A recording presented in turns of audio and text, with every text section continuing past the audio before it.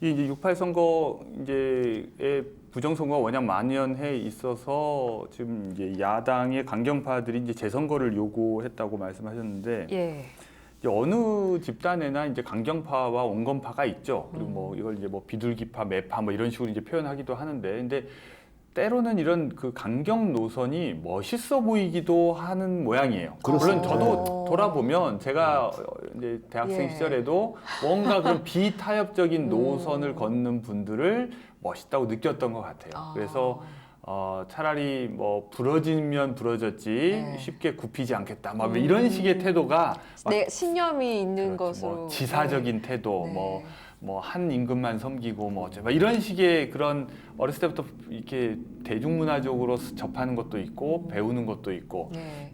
그러다 보니까 정치에서조차 그것이 좋은 거라고 생각을 하는 것 같아요. 그러니까 예를 들면 우리가 이제 정치학적으로 보면 이제 운동의 영역하고 정치의 예. 영역은 좀 다르거든요. 근데 이제 이걸 혼동하는 거죠. 그러니까 예를 들면 운동을 하는 사람들이 예. 매번 입장 바꾸고 타협하고 하면 그건 좀 문제가 있겠죠.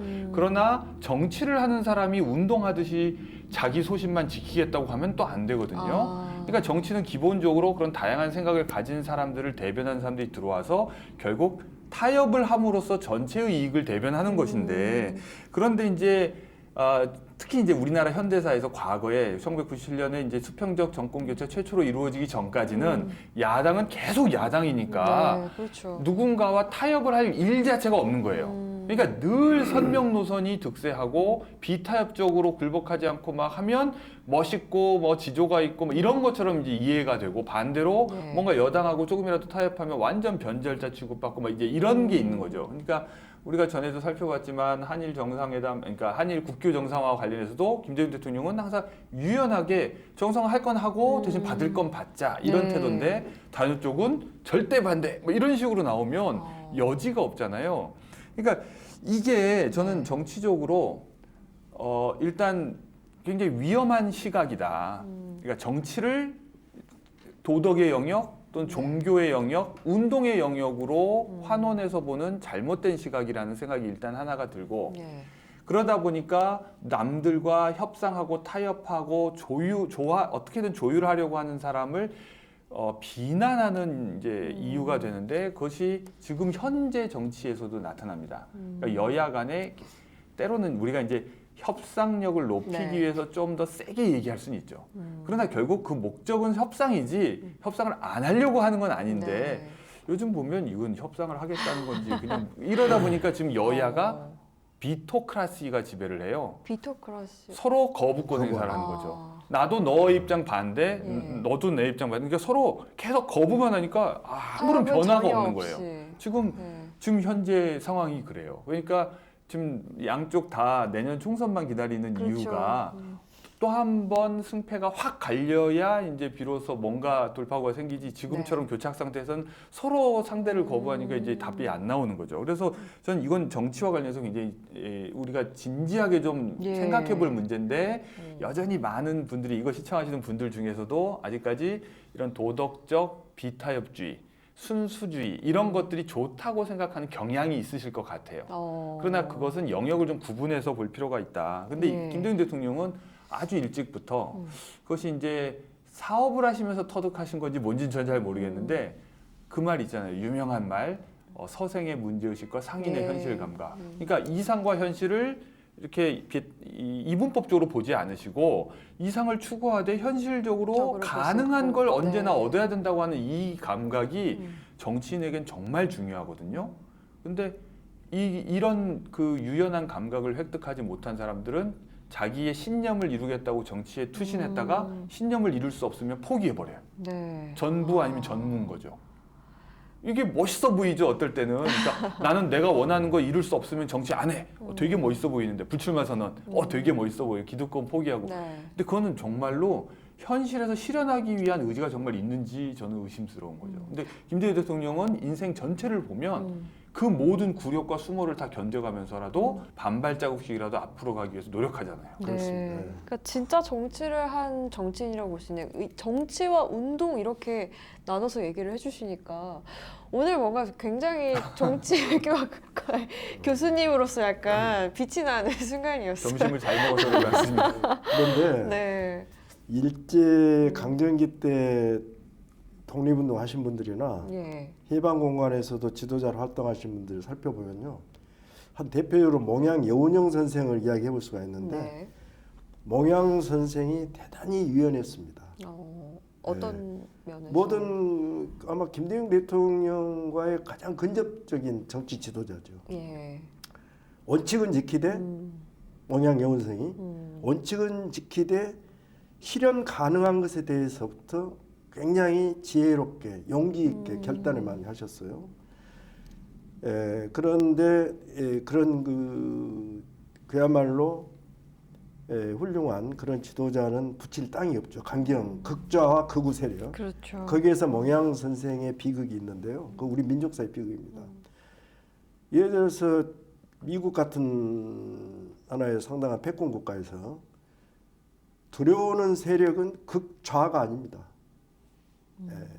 아주 강경 노선을 치닫고 있는 극좌 노선을 갖고 있는 강경파가 아니고요. 그 해당 국민, 주민, 그 인민의 지지를 가장 많이 받고 있는 민족 좌파, 예. 중도 좌파를 가장 무서워합니다. 호치민이 나는 공산주의자라는 말을 안 했어요. 베트남의 지도자. 근데 호치민은 베트남 인민들로부터 열렬한 지지를 받고 왔죠. 이 미국이 호치민을 항상 경계를 하죠. 우리 역사에서도 현대사 속에서도 미국이 극좌 세력을 두려워하지 않아요. 어차피 항상- 대중의 지지를 못 받으니까. 못 받으니까 고립돼 있으니까. 네.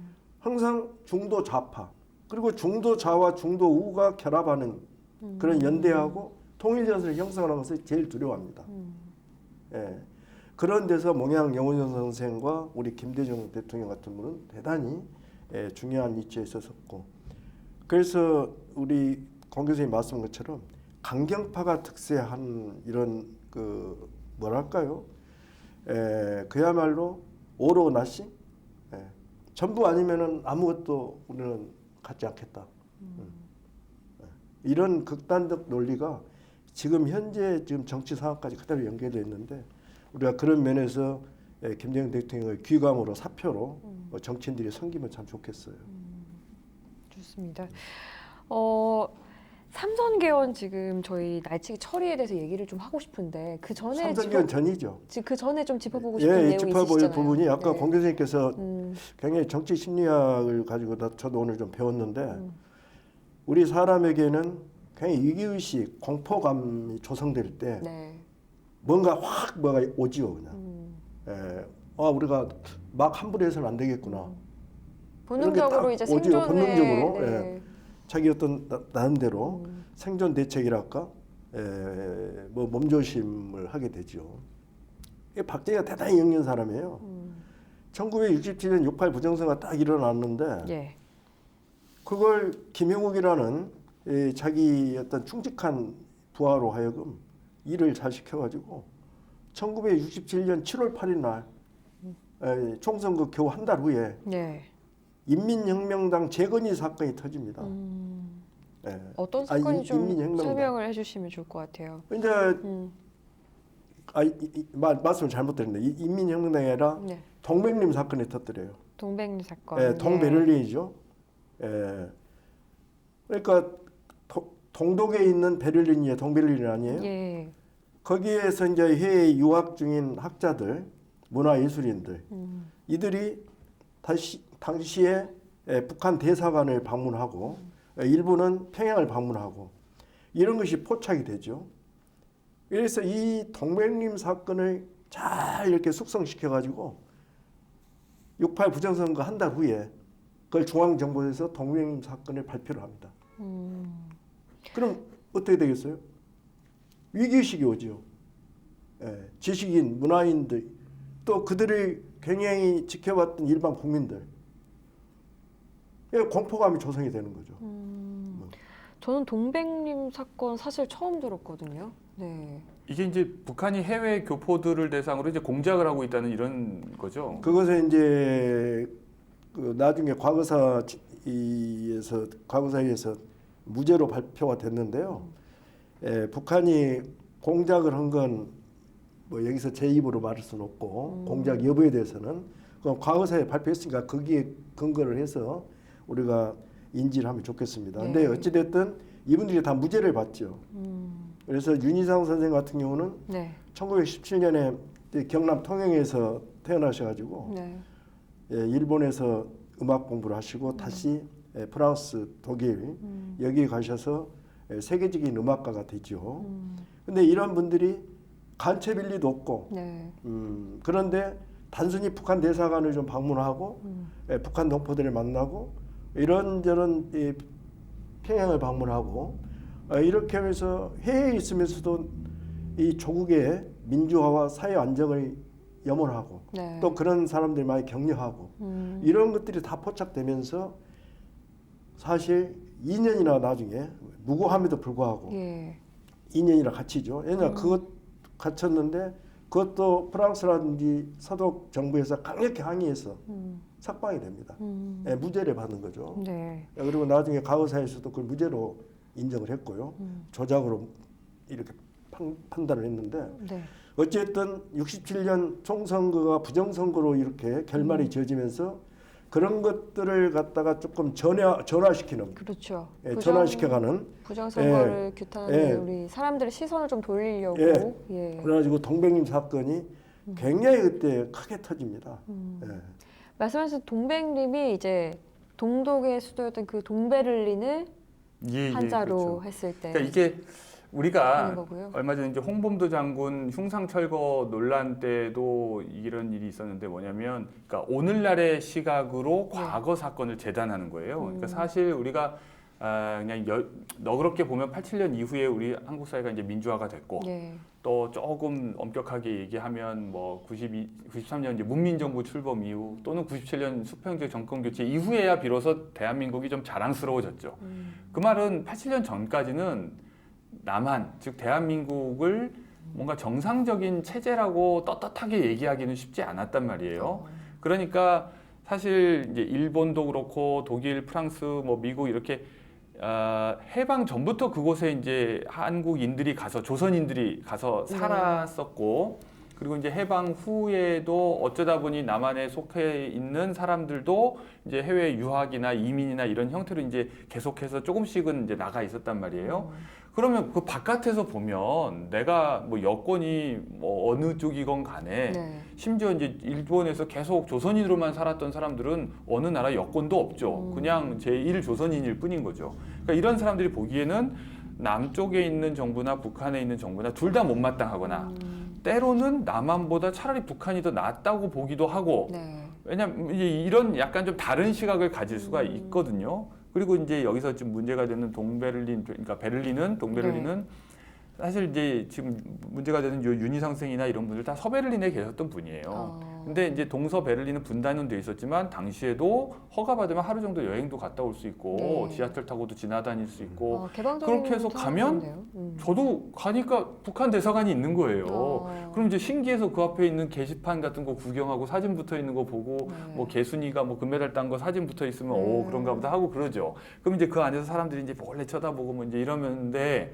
당시는 사실 북한이라고 해서 지금처럼 쫄아 있는 상태는 아니거든요. 그러니까 우리가 시간 감각을 좀 당시로 돌려야 되는데, 당시는 남한도 체제 정당성이 없어가지고 이렇게 약간 눈치 보는 건 똑같은 상황이었거든요. 그러니까 북한은 딱히 지금처럼 체제 정당성이 없다고 이렇게 웅크러드는 게 아니라 오히려 약간 공격적이었죠. 그리고 상대적으로 60년대만 해도 경제적으로 우리보다 잘 살고 있었고. 북한이요? 예. 그리고 소련이 혁명 이후에 이제 스탈린 체제에서 엄청나게 중화공업화에 성공을 하면서 전체 사회주의 체제의 경제 시스템을 이제 쫙 구축을 하고 인력 교류도 하고 이러니까 꽤 사회주의권이 잘 살았어요. 제가 그러니까 생각하던 것과 전혀 지금 다르네요. 우리는 이제 소련이 네. 망하고 망하고 중국도 이제 뭐 80년대 경제가 이제 안 좋고 뭐 이제 이런 걸 생각하니까 그렇죠. 우리가 약간 낮춰보지만 네. 당시 기준으로는 남한을 긍정적으로 볼 여지가 없었던 거예요. 쿠데타로 집권을 했죠. 게다가 뭐 인권 유린하지, 막 네. 무슨 뭐 부정선거 하지. 그러니까 해외 교민들 입장에서는 남한 대한민국 정부에 대해서 이렇게 딱히 긍정적인 좋아할 느낌은 이유는 아니었네요. 없고 네. 오히려 그러니까 이제 이 남북이라는 분단 상황이나 체제 대립을 지양하는 해결적인 표현으로 이제 종합하는 형태의 좀 통일 정부, 통일 국가를 만들자고 하는 그런 욕심들이 있었죠. 네. 그러다 보니까 이 베를린 같은 상황에서 가끔씩 동베를린에 가서 만나기도 하고 또 그쪽에서 건너와서 뭔가 전달하기도 하면서 이제 이렇게 교류를 하는데 네. 이게 감시하는 사람 입장에서 보면 내통이고 간첩질이고 반정부 반국가 단체 결성이 되는 거죠. 그래가지고 이제 결국 간첩단 사건을 만들어가지고 이제 남한으로 데려와가지고 감옥에 넣었는데 네. 이분이 해필이면 득보가 아니라 서독에서 인정하는 음악가인 거예요. 그러니까 작곡가로도 너무 유명하고 교수였고 그러니까 다들 난리가 났죠. 그래서 뭐 정치인부터 시작해서 문화예술계 인사들이 다 성명운동, 그러니까 석방하라고 네. 이제 구명운동하고 그러니까 이제 그 압박에 못 이겨서 결국 풀어주죠. 그럼 만약에 그런 유명인이 아니었다면 어떻게 됐을까? 아 진짜 쥐도새도 모르게 네. 죽었을 수도 있고. 아니 서독하고 프랑스 그때 이응로 선생은 프랑스에서 활동했거든요. 예. 예, 아주 훌륭하신 화가인데 천상병 씨는 그때 천상병 시인은 이제 거기에 관련은 됐지만 아무튼 네. 비중이 네. 그 당시 이응로 선생, 윤희상 선생 예, 이렇게 두 분이 이분들이 굉장한 비중을 갖고 있는 분들입니다. 국제사회에서. 네. 그러니까 이제 프랑스하고 서독에서 난리가 난 거죠. 그걸 안 했으면 저분들도 정말 어떻게 큰 고초를 겪고 있었을지 짐작이 안 될 정도입니다. 근데 어찌됐든 박정희는 이러한 그 동백령 사건을 발표하면서 국민들한테 네. 공포와 위기의식을 조장해가지고 움츠러들게 하죠. 그리고 등원을 거부하고 밖에서 투쟁하겠다는 네. 신민당은 우습게 보는 거죠. 그 신민당은 이제 전투력을 잃어가면서 등원도 못하고 어정쩡한 상태에서 네. 야당으로서 이세가 떨어져요. 그래도 또 이듬해 또 안보에 대한 그런 위협들이 있는 그러니까 사건들이 박정희한테 있었잖아요. 운이 따라붙은 거죠. 아. 그러고 나서 이제 68년 1월 21일 날 예. 이제 말하자면 청와대 습격 사건, 김신조로 김신조 이름되는 네. 그게 일어나잖아요. 그러면서 이게 그 계절도 1월 20일이 겨울인데 그야말로 대한민국 남한 사회가 얼어붙기 시작합니다. 군인들도 28개월 근무를 하게 돼 있는데 네. 국방 의무를 이제 34개월로 늘어나 버렸어요. 34개월, 35개월. 아, 34개월을 군복무를 한 거예요. 그 당시 이제 김신조 일당 예. 1, 2, 1 청와대 습격 사건 이후로 현역 군인들이 내일 모레 제대할 사람들이 갑자기 제대가 중단되고 군 근무가 6개월 이상 늘어나 버린 거죠. 예. 그럼 황당한 이런 사회적인 네. 굉장히 그 공포 분위기, 불안한 어떤 그 사람들의 이기의식 이거에 이제 조장이 되죠. 그러면서 한편으로는 박정희는 또 지지기반이 공화당 형성되죠. 내부를 가지고 또 흔듭니다. 김종필이나 이런 삼성계연의 반대하는 네. 대표적인 정치 세력을 제거해 가기 시작해요. 왜? 김종필을 지지하는 세력들이 굉장히 그 당시 공화당이 많았어요. 예. 근데 그들을 회유하고 압박하지 않고서는 삼성계연의 원활한 추진이 안 됩니다. 예. 그러니까 이 사건이 어떻게 보면 또 박정희를 또 다시 살려주는 사건이 된 것 같기도 그렇죠. 하고요. 예. 왜냐하면은 그 6.8 부정선거로 해서 궁지에 몰렸던 박정희가 그렇죠. 동백림 사건과 김신조 그 청와대 1월 21일 습격 사건 이후에 박정희가 다시 기세를 타죠. 그러면서 이제 다시 공화당 내부 단소로 들어가면서 김종필 세력을 약화시키고 회유 압박해서 굴복을 시켜갑니다. 그렇게 해서 또 터진 사건이 김규남 간첩 사건이 하나 터져요. 예, 김규남 당시 공화당 전국 의원입니다. 김기남, 규남. 규남, 여기 보성 출신인데요. 의원. 네. 예, 그 1929년생인데 예. 거기는 일본 도쿄대에서 우수한 성적으로 공부를 했고 또 영국에 가서도 옥스퍼드 대학에서 정치학 공부를 한 사람인데 이 사람의 공화당 전국구 의원을 추천한 사람이 김종필이에요. 예. 김종필이가 김규남을 추천함으로 추천해서. 해서 국회의원이 됐습니다. 네. 그리고 우리가 약한 고리가 있잖아요. 누가 공격을 할 때 약한 고리. 약한 고리를 공격하면 어떻습니까? 쉽게 무너지죠. 무너지죠. 끊어지죠. 김규남이는 전라남도 보성입니다. 또 학자예요. 예. 또 지역 국회의원도 아니고 김정필 추천의 전국 의원입니다. 그러니까 일본, 제거할 도쿄, 만한. 영국 해외에서 활동을 했어요. 목구기가 좋죠. 예. 예. 같이 일어서서 그들을 옹이하고 예. 보호해줄 세력이 없죠.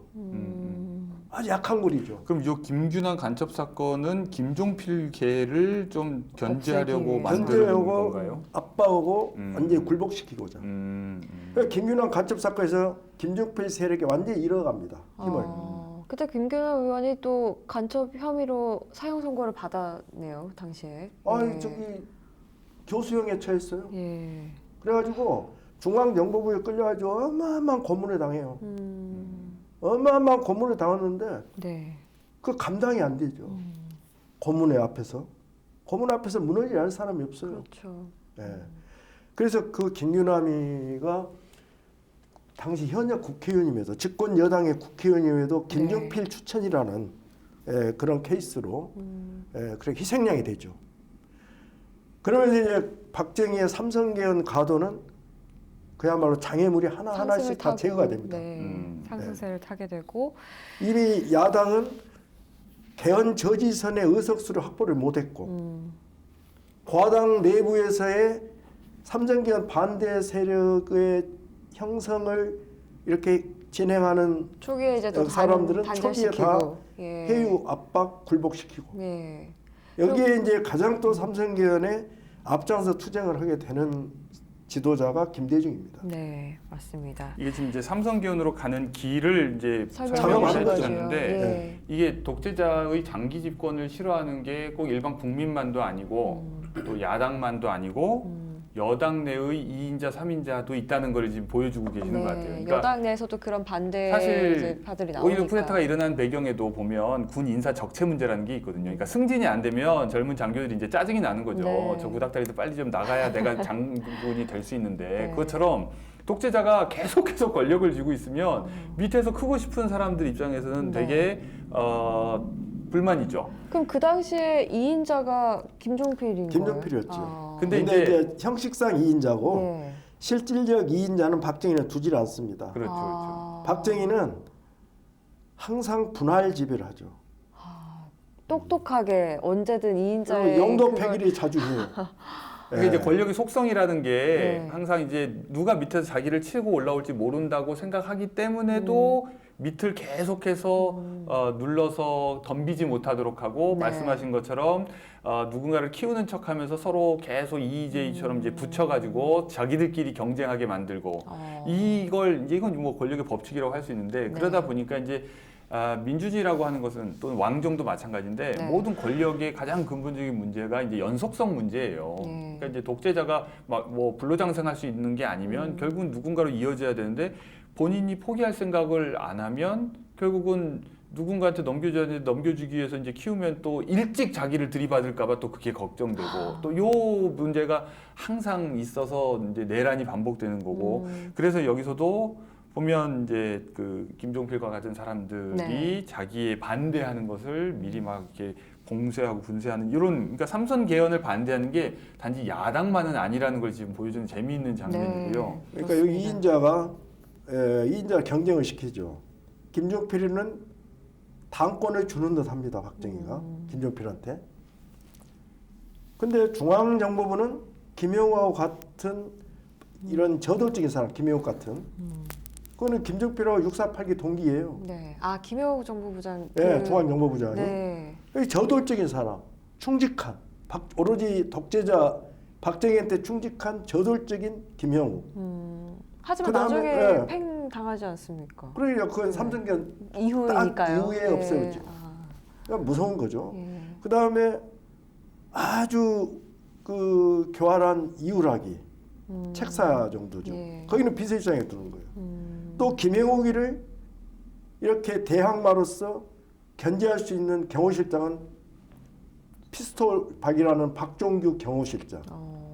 그러니까 이런 4인방을 통해서 박정희가 당은 김종필한테 준 듯하지만 또 그걸 중앙정보부장 김영우가 견제하고 비서실장 이우락이가 견제하고 또 김영욱은 네. 박종규라는 경호실장이 또 견제하고 그 굉장히 다음에 또 노련하네요. 당에서는 백남권이라든지 김성권이라든지 아니 백남억, 김성권 이런 사람들로 하여금 당의 핵심 재정권과 인사권을 쥐게 하고 이 놀라운 이 분할 정책으로 박정희는 자기의 장기 집권을 설계할 수 있고 네. 추진해 가는 겁니다. 계속해서 경계를 네. 하고 딱 2인자를 두는 게 아니군요. 2인자는 없습니다. 박정희 때 예. 2인자는 없죠.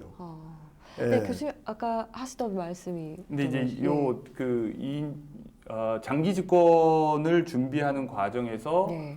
이제 한편으로는 국내의 정지 작업도 필요했지만 지금 외부도 이제 이중적으로 지금 활용하고 있는 게 이제 드러나는 거죠. 이제 네. 대표적인 게 이런 동백님 사건은 이제 조작된 간첩 사건이라면 네. 김신조 사건은 과연 뭘까요? 그러니까 북한이 한편으로는 정말 청와대로 간첩을 침투시켜서 대통령을 죽이고 남한을 접수하려고 한 일일까? 아니면 어떤 나름 이게 약속대련이 아니라 뭐라 그러죠? 이렇게 짜고서 네. 서로 거래에 의해서 이루어진 행위일까? 이런 것들이 의심되는 거죠. 그러니까 이 진상을 네. 지금 밝힐 수는 없지만 우리가 님 얘기를 아까 들어보면 예. 당시에 지금 우리가 생각하는 그 북한이 아니란 말이에요. 그 당시에는. 그러니까 발전 네. 수준의 문제가 아니라 네. 근데 이후에 이제 72년 뭐 이렇게도 쭉 나오지만 예. 북한과 남한은 적대적 공생 관계를 맺고 있었습니다. 그러니까 60년대 70년대 내내 그러니까 김일성도 북한에서 체제를 공고화해야 할 자기 필요가 있었고 네. 남한도 안정적으로 자기가 집권을 할 필요가 있었고 서로 서로 니즈가 네. 맞았던 거죠. 그러니까 겉으로는 매우 호전적으로 남한 싹 다 뭐 잡아먹을 것처럼 떠들고 남한에서도 북한으로 막 당장 뭐 군사력으로 다 짓밟아버릴 것처럼 얘기하지만 예. 사실은 그렇게 할 수 있는 능력이 없다는 건 서로 다 알고 알고 있고 있었고요. 더 중요한 건 자기 권력 유지고 그 권력 유지에 도움이 된다면 기꺼이 은밀하게 손을 잡았다는 거죠. 남한을 이용해서 북은 자기 집권을 안정화하고 네. 또 남한도 북한을 이용해서 남을 하는데 단순히 저놈들 무서우니까 우리가 단결해야 된다 이 정도로만 이용하는 게 아니라 실제로 각종 이런 군사적 행동들까지도 거래를 네. 했다는 겁니다. 심지어 90년대에도 북풍 사건들이 있었잖아요. 그러니까 선거를 앞두고 뭐 미사일 몇 방 쏴달라고 맞아요. 돈을 준다든지 이런 네. 것들을 보면 이게 이제 석연치가 않은 거죠. 그러니까 그러니까 얼마나 권력자들은 국민 모르게 자기가 적이라고 막 이제 상종도 안 할 것처럼 정색을 하면서도 뒤로는 필요에 따라서 온갖 거래를 하고 정작 국민들만 이제 아무것도 못하게 하는 이 현실이 여기서 이미 나타나고 있죠. 그렇죠. 그래서 박정희는 대단한 거기서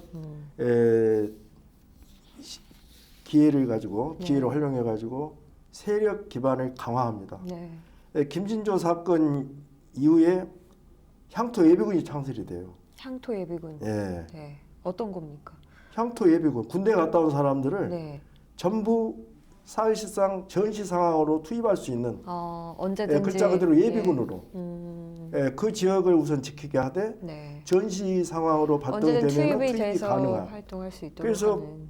군대 다녀온 네. 젊은 사람들은 모두가 다 향토 예비군에 자동 가입이 됩니다. 그래서 향토 예비군을 가지고 완전히 정부가 국가가 주민 개개인이 감시해 가는 거죠. 특히 젊은 사람들이 군대 갔다 오지 얼마 안 된 사람들이 향토 예비군에 해당이 되거든요. 네. 그리고 이제 나이 많은 사람들은 민방이라는 것으로 편성이 되고. 네. 그러니까 젊은 청장년들을 향토 예비군으로 다 묶어두는 거죠. 아. 그리고 노상 그들을 거의 준 군대식으로 예. 언제든 불러다가 군인이 훈련을 필요할 시키고 때, 예. 그 다음에 이 향토 예비군 중대장이나 이런 사람들이 그 향토 예비군을 갖다가 자기 수족 하인처럼 부려먹습니다. 예. 그때 그 김대중 대통령이 향토예비군 폐지를 그래서 이제 좀 그래서 이런 요구하셨죠. 향토 예비군에 예. 여러 가지 부정 불법적 그 다음에 비리 이런 것들이 전부 이렇게 쌓여가니까 그걸 나중에 김대중 대통령께서 향토 예비군을 폐지하자고 이야기를 하는데 어쨌든 여기서 말하고자 하는 것은 그렇게 해서 박정희는 삼성개혁을 하는 모든 정치 작업을 해서 국가를 준 전시 체제로 만들어 갑니다. 그러니까 저희가 이미 당에서는 김종필 세력을 전부 회유 압박을 통해서 굴복을 시켰고 예, 그래서 당을 완전히 박정희 친정 체제로 정비가 됐죠. 네. 그 다음에 야당은 이미 저항감도 상실해 버렸어요. 예, 강경파들이 허송세월 해버린 거예요. 예, 대응을 충분하게 하지 못하면서 국회 동원을 거부했고 6.8 총선 후에 그때 동명일 사건이 터지고 이런 여러 가지 사회적인 제 사건이 터짐에도 불구하고 네. 야당은 손을 놔버립니다. 그 다음에 그 당시 66년, 67년, 68년은 나라의 어떤 기운들이 여러 가지 면에서 막 올라가요. 산업화가 됩니다. 각 지역에 산업단지가 만들어지고 공단이 준공되고 또 경북 고속도로가 기공식을 갖고 그래서 우리도 한번 잘 살아보자. 그리고 영화도 뭐 팔도광산 같은 영화가 만들어지고 그래서 우리도 한번 잘 살아보자. 70년대 자가용 타고 친정에 가세요. 이런 최희준의 노래가 나오고 이렇게 하면서 박정희의 삼선 개헌 가도로 가는 길이 탄탄대로로 조성이 되고 열려갑니다. 예.